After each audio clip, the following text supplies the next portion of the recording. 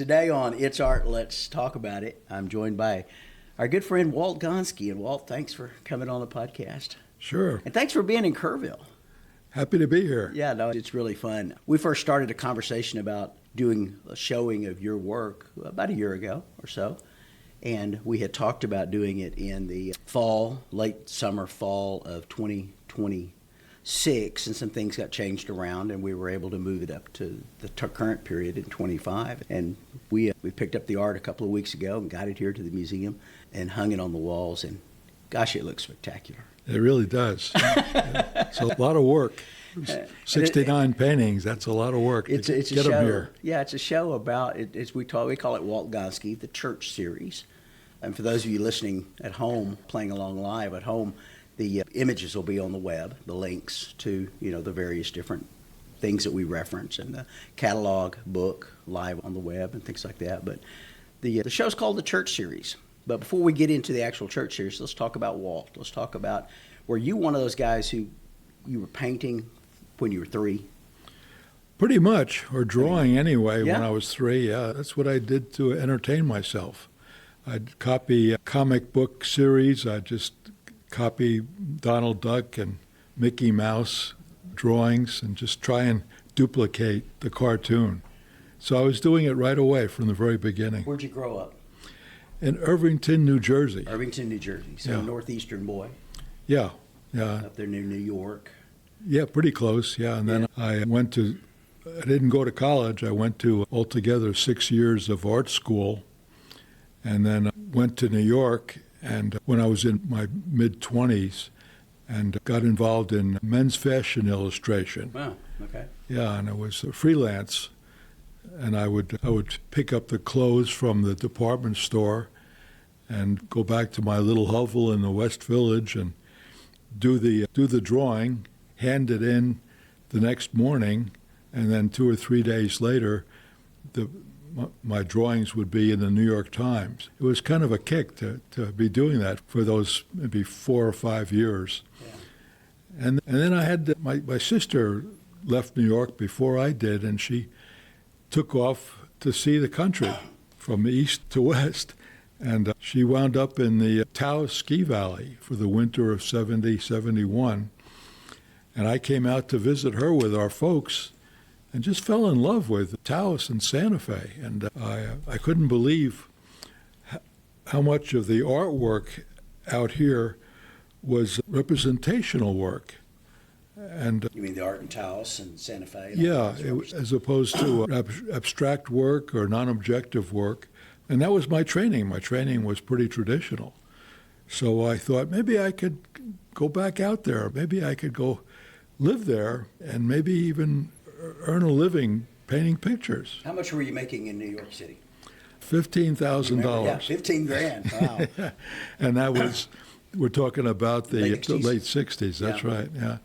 And it was enough. I had a rent-controlled apartment, must have been 10 feet by 30 feet, like a railroad boxcar. But you were one of the madmen, one of those guys, the ad guys, right? That's right.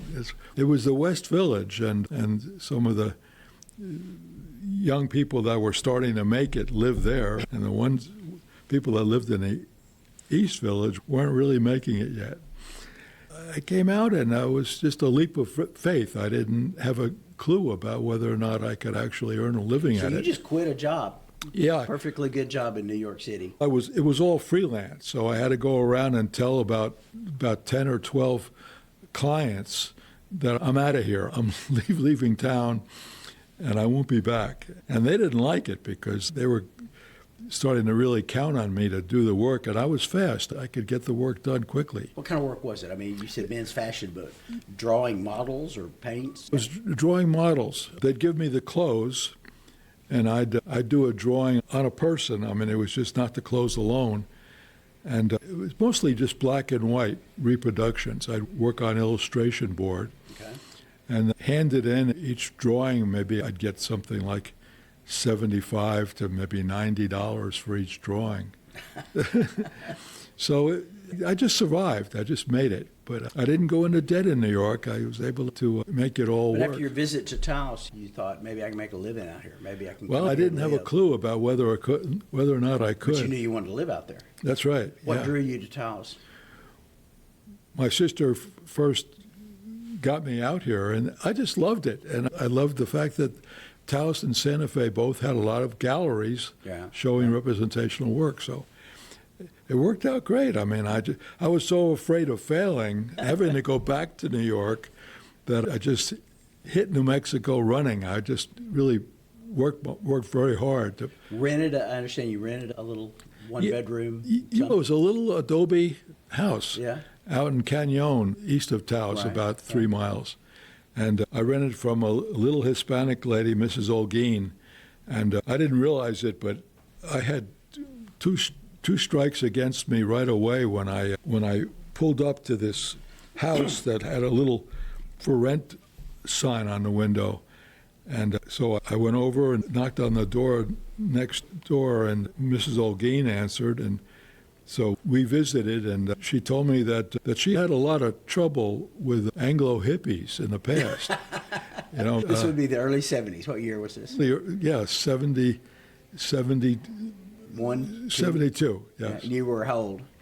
I was still 29. 29 years old. I was 29 for 28, 25 more days, and that turned just 30. right under 30. But she said that she had a lot of trouble with Anglos because she had 3 or 4 properties, and kids would come in and they'd rent one of her places, and then they'd leave and in the middle of the month and not pay the rent and take the key with them. And so she took, my hair was longer, my mustache was bigger, and I came in with a 1970 Ford van full of all my stuff.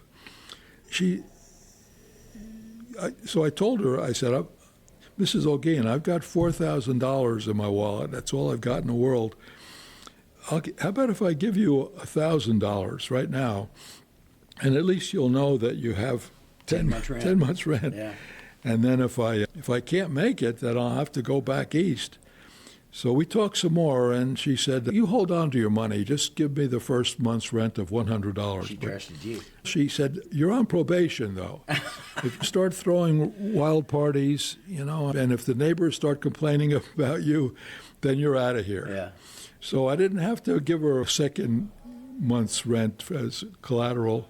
I stayed, and 2 years later, she told me that I was okay. The neighbors approved. There you go. And got her blessing. I could stay as long as I need to. So I stayed for 7 years. Did you really? And yeah. It's all game, yeah. And then, and she told me that in that time, I was able to buy a piece of land, 2 acres. Right. Where you are now. Yes, yeah. Okay. And all I could afford was the 1 acre. And but then the fellow I was going to buy from, he said that I just happened to be fast enough on my feet just then. And I said, John, how would you feel about trading for the 2nd acre? And he said, there's a long hesitation on the other end of the line. I thought I lost him. And he said, yeah, I guess we could do that. So I just kept showing him new work as I did it until you found one he liked, and more than one, more because than one, back actually. then my prices were really low. So I must have showed him. He probably bought maybe half a dozen paintings to pay off that $2,000, Right. And it was great. I'm glad I got the 2 acres instead of just the 1. Taos in the 1970s. Yeah, Not as big or as popular as it. The ski resort was up there. The that's Pueblo, right. but it wasn't the happening place that it is today. No, it was pretty quiet back then. Quiet. And I still love it, but a lot of views of the landscape are now blocked By the so many buildings, metal buildings and homes. Yeah, I first started going out there in the 80s, and it's Yeah. different Yeah. today. And you and I talked about that the other night at dinner. The sky seems a little different. Yeah. What do you think that's true? I mean, when Blumenschein and Dunton and There's 100 Sharp and Cowles and all those guys, they talk about the magic aspects of the light and Taos. Sure. It's still magic, but is it not as magic? I just remember how it was. The jump between light and shade on any object was just really extreme. I was raised back east, so if we're talking about 10 values, back east, the jump between light and shade was maybe two values. 2, 3 values, yeah. And out here, right away I could see that contrast. It was more like 5. Right. And I couldn't believe it. And the sky was so blue, and the streams, the reflection from the sky into the water was so damn blue. I just couldn't. And now it's just not like that anymore. 50 years later, it's just the Taos Mountain doesn't ever get the cast shadows on that Taos Mountain aren't what they used to be, Not for as sure. crisp, maybe? They're just, the values are closer together, and then there's a softness to everything. It's not as sharp. I use the word electric, the electric light. It's just not like that anymore. But I try, when I paint, I try to put some Put of a little of that old value back in there. That's right. Yeah. Put that jump between light and shade So back in there. 1972. Yeah. You were 29 years old. Yeah, February 1st. Little money in your pocket, but not enough. Not and a you lot. burned your bridges in New York. You were. That's right. I was here to stay. You were in Taos to stay. If I could just make it. What kind of paintings were you doing at that time? They were watercolors. Okay, so you were watercolor early on. Yeah, and I didn't know how to jump into the fine art market. I didn't know how to price my work, so I started doing always full sheet watercolors. That's about 22 by 30 inches. Okay. And including a frame, we're talking about a painting that's maybe 30 by 40 inches. And I just jumped in asking $150. No kidding. And I got $500 in my pocket. I'll give you 3 right now. and the gallery Wow. back then was taking a third, so that's $100 to me. Yeah. So I had to sell a lot of paintings at $100 to. And subject matter was the landscapes? It was the landscapes around Taos. And that's what you've always done. That's right. That's all I've ever known you to do. Although I have seen nudes. Yeah. And I've seen figuratives, still lifes and things like that of your work. Still lifes that I put out on the market, not so much the figure work. I did that mostly just for myself. I did have one show of my figure work in Taos, and it was pretty well received, but I just never tried to mix that up with my landscapes, with my galleries. I just tried to keep them separate. You remember your first gallery? Yeah, it was the Brandywine in Albuquerque. Okay. My sister, after she left the Taos Ski Valley, she wound up in Albuquerque living. Okay. And when I came out to visit her before I actually came out to live permanently, I took a bunch of photographs of around Taos. And just for the hell of it, it was my first attempt at fine art because I was still doing the men's fashion illustration. So I did 4 watercolors of the landscape around Taos, got them framed, and shipped them out to my sister and asked her to just take them around to any galleries there in Albuquerque and see if they could get me in on assignment. So she did. She did a little research and found out that the Brandywine right there downtown Albuquerque was probably the best gallery in Albuquerque at the time. Gallery, yeah. So she walked in, and she was a good-looking girl, and she still is, actually. But she walked in with those 4 watercolors and got me in on consignment and called me and told me about it. And then about 3 weeks later, I'm picking up my mail there in the West Village, and there's an envelope from the Brandywine. I opened it up, and there's a check in there for $66.67. The first sale ever, a fine art sale. And I wasn't even up to $150. So $100 painting, you get $66.67. That's right. And I couldn't believe it.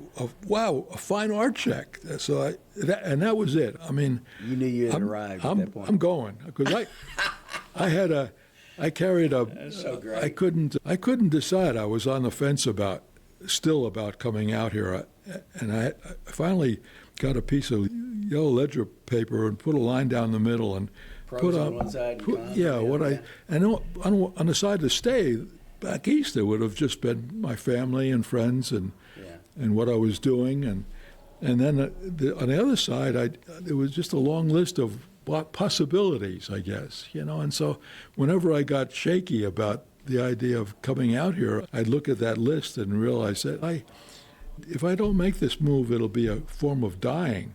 I just needed. And then when I got that check, that did pretty it. much push you over the edge. And I was gone. $67 is all it took to push you over That's the right. edge, right? That's right. So you packed everything into your car. Everything I owned in the world got put into that 1974 van, and a good buddy of mine helped me load up. A drawing board went in there, and some lighting, and a projector, an opaque projector. It just really filled up. But You it drove was all the way to Taos, New Mexico, got an apartment with, or a Yeah. casita right a little adobe house. Yeah. house, yeah. And then it took me 7 years to buy that land, punch a well, and save. I think I saved $15,000 and went to the bank and borrowed 40 more.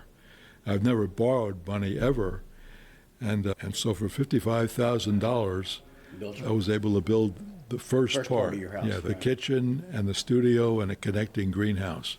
And then about 12 years later, after I was starting to do okay, I was able to add on 1,200 And feet to today the it's west. a go-to place where artists come for workshops. Yes. Like Kevin McPherson teaches a workshop, and Yeah. he'll bring the artist out there to paint your garden and walls. And, That's right. And all of that. Yeah, I've had many different instructors bring their class out to my place one of the 5 days, because Right, they're usually 5-day workshops, and so one day everybody comes out to my place, and since I don't have to do anything, just make sure the door to the casita bathroom is Right. open for the class. And I just walk around like a big shot and talk to everybody, and You are a big shot. and I've been there ever since. just put in my 2 And you cents. came by yourself, no girlfriend, fiance, No, wife, lover. no. Just It took me a long time to figure out that that's a bold move for a man, a single man is 29, almost 30 years Yeah, old to but to if make I- a step like that. sure, if I had been married, though, I don't think I would have been able Really? to make the move. Yeah, I don't think yeah. I had just enough confidence or nerve to do it alone. But if I had a family started, It might have been different, I would have just probably stayed back east. and our lives would have been different. But Yeah. yeah. And I realized that I really like to be alone most of the time. And that being the case, it's not conducive to being married. And you've been, I mean, you're a bachelor by choice. Yeah. And I say that, but you've become known as somebody who does enjoy his solitude and being alone and That's right. and doing your paintings and going where you want to go when you want to go. Yeah, And you've embraced that. Being really spoiled by that. I don't Yeah. have to ask anybody anything. I just go when I want to. And just pile into the paintmobile, which we'll talk about here in just a minute. But Yeah. you get out there into Taos, and you 7 years, you finally build your own place. You're developing at that point relationships with other artists in the area. Sure. I'm fascinated by the Taos Six, always have been. Uh-huh. We're going to put a picture on. We have a picture on our website, of the Taos Six. And Sure. talk about those guys. You and the other five. Yeah. Bob Daughters and Rod Goebel, Okay. Ron Bersano, All known names, Julian Robles. Right, Robles. Uh-huh. Yeah. And myself, did I miss one? I don't think Yeah, so. you missed one. Robles, Goebbels, Uh-huh. Gonske, Ron Bersano. Bersano. Yeah. Anyway, we'll post a picture Okay. of it. But yeah, because there's a great photograph in our exhibition of you and the Taos Six, as we called it. And Right. that group stayed together for a couple of years, About 3 years. 4 years, yeah. Yeah, we And your purpose for forming was what? Why did you get together? because Ray Vanilla realized that we probably could maybe get noticed a little faster if we formed a group Right. than we could alone. So over lots of coffee, we just came up with Well, and it. there's history for that as well in Taos, right? I mean, you got That's right, the Taos the founders. Taos Founders Yeah. group included Dunton, All those guys. Moonshine and Sharp and Sure. Taos, and, yeah. And they stayed together for quite a while. But I Right. think built into something like that, there's a time bomb, and it's going to go off sooner or Well, later. we noticed that with the Cowboy Artist of America here at the Museum of Western Art, back when we were Yeah. in the CA Museum. You get a group of 25 in this case, Sure. type A personalities together, and the clashes begin, and Sure. they still to this day, they're a great group, and but it's hard to keep a group. Sure, There's a lot of personalities in a group. sure. Yeah. Somebody's pushing hard to really grow hard, fast. Yeah. And Rod Goldblum maybe was the one in the group that was pushing the hardest. And you know, the rest of us were working too. And they're but all gone? Except for yeah, you? Ron Bersano and myself. Bersano and you are the only two that are remaining from that group. They've all passed. Yeah. That's been 50 years. That's right. Yeah.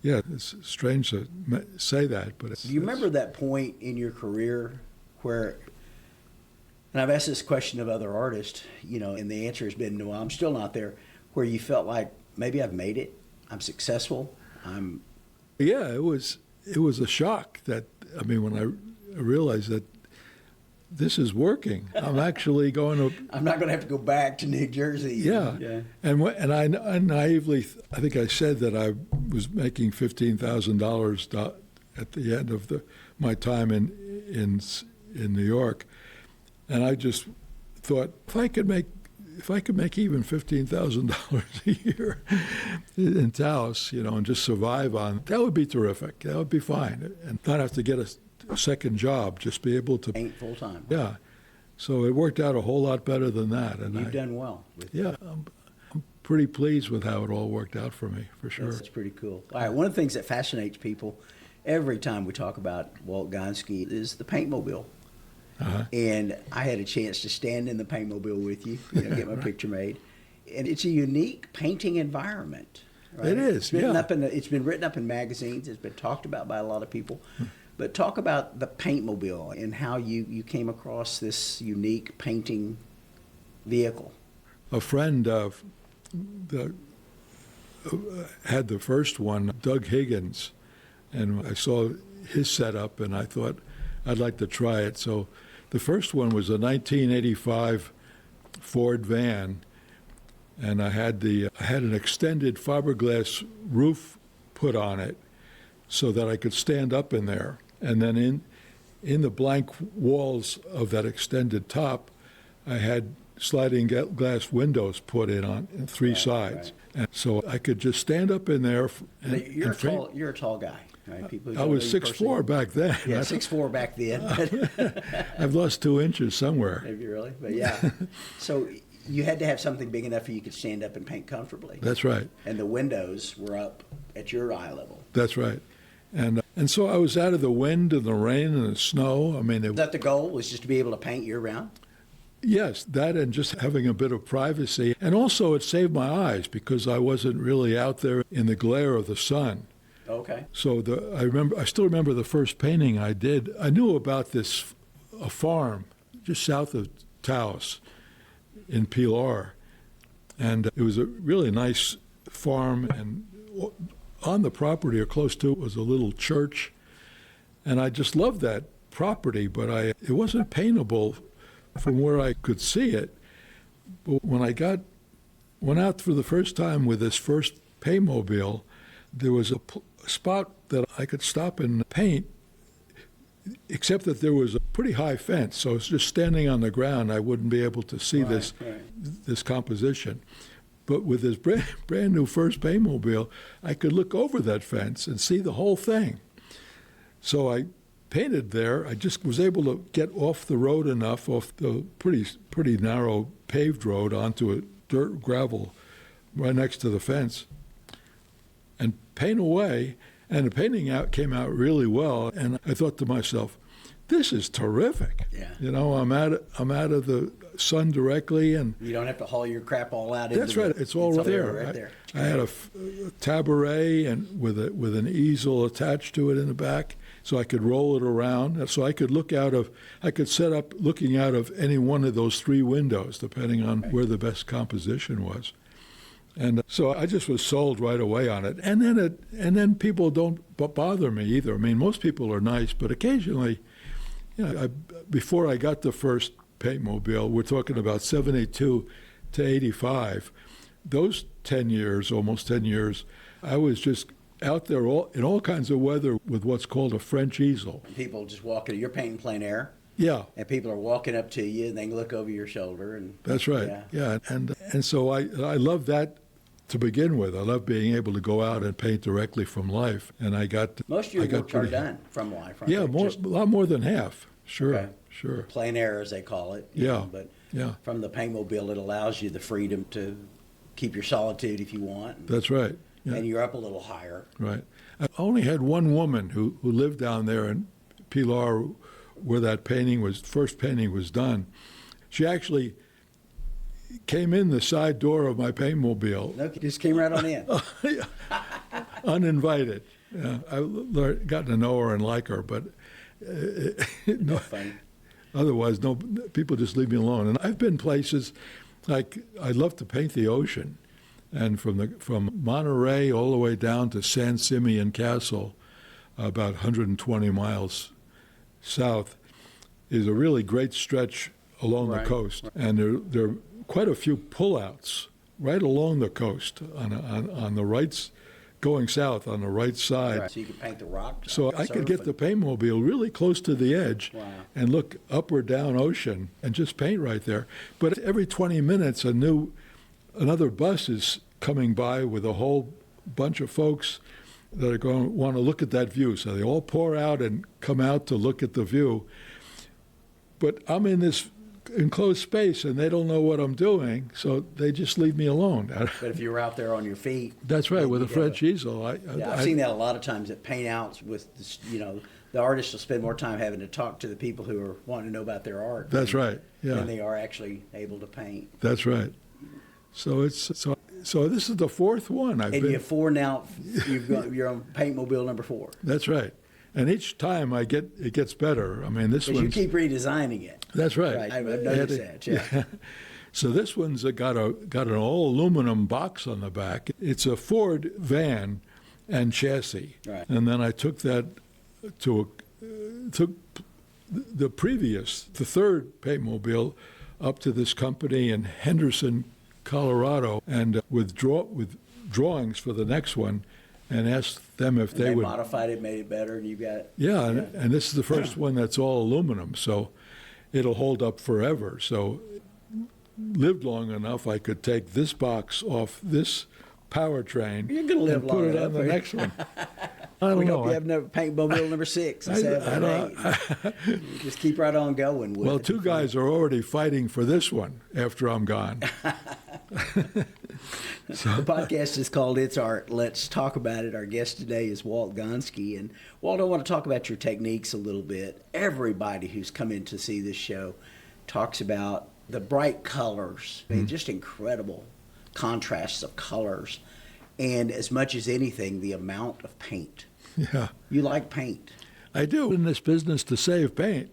It's a great way of putting it. But you call it painting, it's painting not thin, but you use.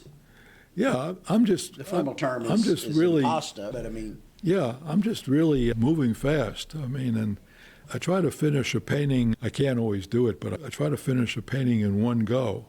Do you really, even the big ones? For the most part. Talk about that. I mean, you told me a story about you started out small and then you moved to that next size. That's right. And it was a stress to. That's right. Yeah, I did. When I first started painting From Life Outside, I was painting just like roughly 9 by 12s, and everybody does that. Right. The way it was taught to a lot of students is you do a small one on location, then go back to the studio. Take a photograph for reference, and then paint a major painting in the studio. And I did that first. So I did small ones first, and then I did some big paintings going back 3, 4, 5 times to the location and hoping that the weather would hold for 5 days. So if it's the bright light changes, the clouds are different. Sure. Yeah. So I did that. I did a number of paintings large that way, and then realized that I don't like this. I don't like having to go back so many times. So I thought I'm going to see if I can't train myself to paint larger on the spot. So I'm doing 12 by 16s or 9 by 12s, and jumped to 12/16, and that was overwhelming at first until I finally got good at that, and then I just kept raising the size until I was able to do a 30 by 36 or so in one go. I couldn't always finish in one go, so occasionally I'd have to go back to work on it some more. Let's talk about this series that we have on exhibition at the Museum of Western Art. It's called Walt Gonske, the Church series. It's been around for a while. But what fascinated you about the Campos and the Camposantos and the churches in situ? I mean, facades, the churches in the landscapes, the details inside the church, the cemeteries. But what's your fascination with those things? They are beautiful, the churches in northern New Mexico. Every little village has got their own church. Right. And it's a great center of interest, for one thing. I mean, a great focal point for the painting. And so I just was drawn to them right away, the churches in general.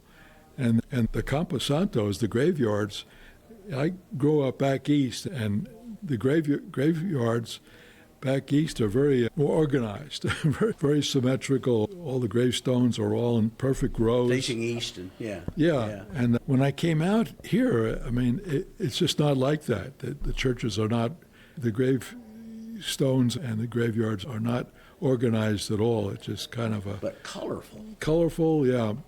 Plastic flowers on the gravestones.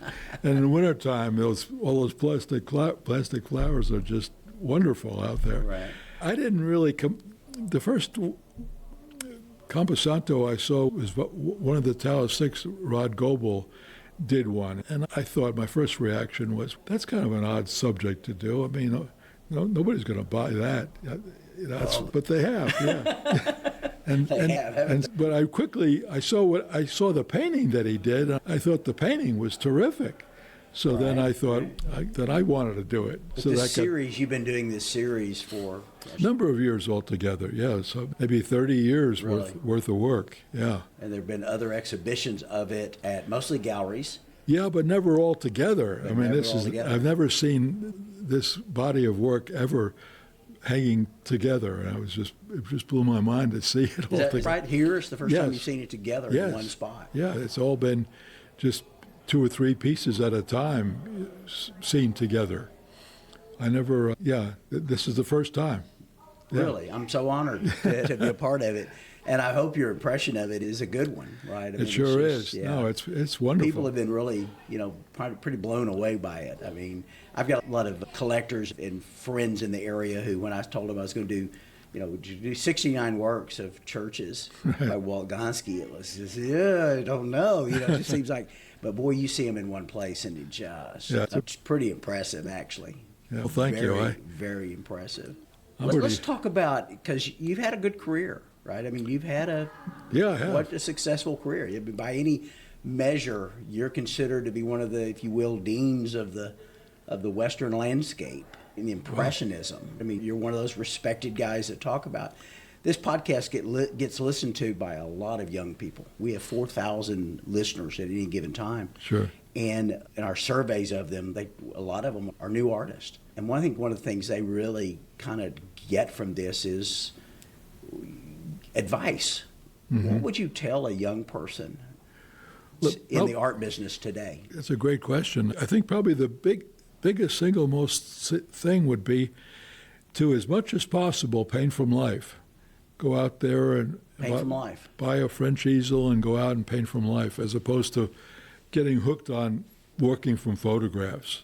One of the things that we see in the academies that we teach here, the art academies for young students, is they can't edit. They look at a photograph and they're painting from a photograph, and they're painting the telephone pole in the back of the guy's head, and it just doesn't, it's not the same. So paint plein air, go out and paint for life as much as you can. What I've seen over the years, I've gone out on a few groups with different, gone down to Mexico with art groups, and I'm not the teacher. I just go along with the group. But I got the biggest kick out of seeing some of the students. They're painting on the spot, but they've got an iPhone, the iPhone, and they take a photograph of the scene that they're going to paint. And instead of looking out at the scene, they're painting from the iPhone. But they've got a perfect rectangle. The scene's right there. I get the biggest kick out of that. Instead of just painting what's in front of you. You don't be looking at the phone. Other advice that I've had people give, Ron Riddick, for example, Grant Redden, when I've interviewed them, they've talked about repetition.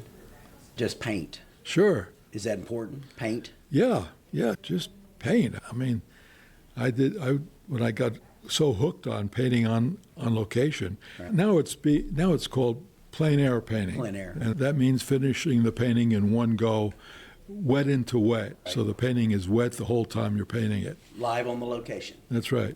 But I've been around a long time, and so we used to call it painting on location, painting on the spot. Right. Same thing. It's all same meaning. But yeah, that's the biggest, most important thing that they should be doing, to really see, because a photograph, unless it's a really good photograph, it's going to be off in value or off in color, and then the student is... Depth perception is not going to be the same. Yeah, just copying all those mistakes, all those things that are wrong in the photograph. But if you're out there painting directly from life, you're seeing seeing all the color and seeing all the values. I want to say one thing about the way I paint now on the spot. I try to, most artists don't work this way. Usually painting is a 2 or 3 step process. There's some kind of a drawing first, right. And then a block in, putting in simple light and shade of each object. And so there's continuous work to be done to get to a finish. But because I've been painting so much on location, I've been able to put down finished paint right on the bare canvas. I mean, it's not, canvas isn't bare, it's already right. prepared white canvas. Right. But so each stroke is a response to my emotion in that moment. And so I put that stroke down, and that area is done. I don't have to go back to it a second time or a third time to correct it. It's already finished. So people looking at the work, finished work, see all that, a record of all those moments and all that excitement in the paint itself.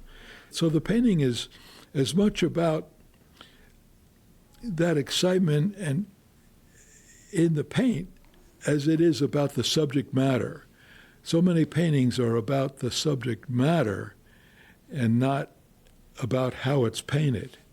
I don't know if that's clear, but that's a big part of the people that do respond to my work, I think that's what they're getting out of it. They're responding to that record of all those moments during the process. You mix your paint on an easel? Right? On a piece of glass, actually. Glass, right? Yeah. And because it's so easy to clean. Yeah. It's just, I can get it nice and clean for the next painting. I've asked you this question, but I'm fascinated the listeners need to hear it. How many paintings have you done in your career? About 5,000. Really? That I count. That you've counted? That I signed, varnished, and put in a frame and put out there on the market. I number them. But I started at 50 because I didn't want people to know that I was starting from a standing stop. Really? You started with number 50. So it's not quite 5,000, but 5,000, that's about the... Tell the story real quick, because I just now remembered you told me last night about delivering a bunch of paintings to a gallery, and they never made it to the gallery. Yeah, that was that first gallery in Albuquerque. Okay. I showed with them a number of years, and they gave me a one-man show right away. I did it. So this is not your first one-man show? I'm just kidding, but yeah, no, obviously. You've had 40? Something over 40 one-man shows. Mostly galleries. Mostly all galleries, right. Yeah, I didn't know how else to go about it. I mean, I realized that if I expected a gallery to promote me, the only way I could get that would be to give them, a 30 to 40 painting exhibition, and then we'd do an ad in Southwest Art or something to promote the show. So you took a bunch of paintings to this gallery. Oh yeah, so you're going to take your sister somewhere, or? That's right. Yeah, it was. I think that show was 47 paintings, and picked up my sister in Albuquerque, and instead of dropping the paintings off, we went to lunch first. 45 minutes later, I come out to the back parking lot of the restaurant, and my truck's gone. It's gone. This was still in the 1970 Ford van. It was before the first paintmobile. And just gone, the whole show gone. They stole the truck, the show, and everything. That's right, yeah. And they took my rear view mirrors, they took my tape deck, and the paintings. And I had photographed all the work. I had slides of some of the paintings and black and white photographs of some of the others. And so I was just... That's be devastating. Yeah, every penny I had in the world was tied up in framing that show, to frame that much work. Now the framing cost alone. Yeah. Show like And the so, one we're doing. I was expecting to sell enough to pay for the framing and get a little bit ahead. That's why I started doing shows right away, because it seemed like the best way to further my career, to just put work out every year and try and do a show. So I went back to the gallery and explained what happened, and later I gave them photographs of all the work, and they gave all that to the police. And I found out later that the police thought that it was some kind of a publicity stunt. Really? Yeah, and they said they weren't trying And very you hard. never got the van back. I did get the van back. You got the van back, but Yeah. not the paintings. Not the paintings, yeah. And I got the van back minus the tape deck, rear view mirrors, and no paintings. And so I called up a number of galleries gallery in Arizona, one in Utah, one in Colorado, one in Texas, one. And you've never seen those paintings since then? Never seen Not any one of of them. them. Yeah. Oh, that's So tragic. I really took a beating for 6 months because Wow. I mean, no money at all from all those works selling. And yeah, just So when I rolled out of Taos with $1 million worth of your art, you were hoping I wouldn't get robbed, right? that's right. I was real happy to hear that you were going to stop at a friend's house on the way home. Yeah, no, we don't go down the road advertising, and we've got valuable art. And I stop for lunch. I stop right where I can see the van Sure. right there. We're not gonna. Yeah. But that's a fascinating story. Yeah, yeah. So anymore, I try not to stop with paintings in the van at a motel. I try to get where I'm going in one shot. Yeah. So That's fascinating. It's been a hell of a career, hasn't it?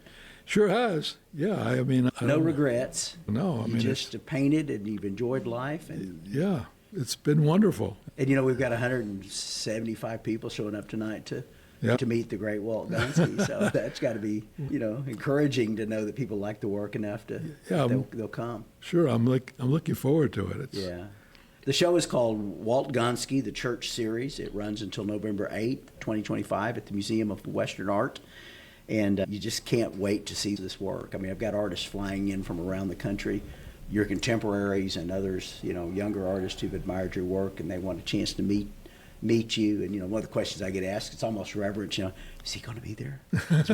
Is Walt going to be there? Yeah, it's going to be there. That was one of the conditions of doing this, is that we want a chance to do a podcast, want a chance to to put out the book. And Sure. all of these links will be at the bottom of the page on how to acquire the book and acquire your work, and ways to contact you. And it's just a great pleasure to know that you've been a part of the Museum of Western Art. What's next for Walt? I mean, one of the things we talked about moving the show up is you said to me, I'm not getting any younger. But you're in good health. You're in relatively good health for. Relatively, yeah. Yeah. This is the biggest, maybe last highlight. I decided a number of years ago to not do any more one-man shows.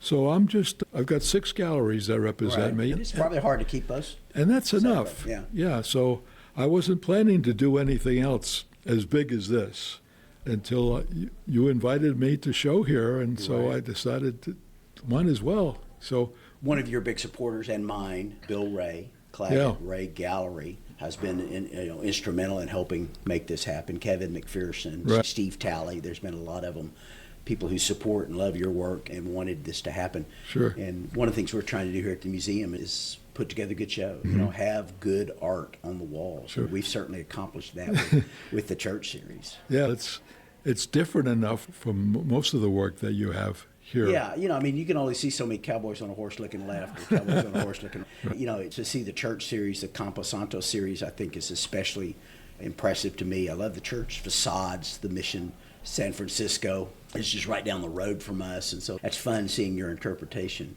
Sure. of those. Thank you very much. Books are available, paintings are available. If you're listening to this and it's before November 8, 2025, come on out and see the show because it is stunning. It's spectacular. It really is. Thank you very much. Walt, thank you for joining us on the podcast. It's Art. Let's talk about it. The podcast is a production of the Texas Hill Country Podcast Network. Our special thanks to Andrew Gay for producing and for all of his work in making this happen. Tom Fox and the others at the Podcast Network. We're glad to be a part of it. It's Art. Let's talk about it. And that's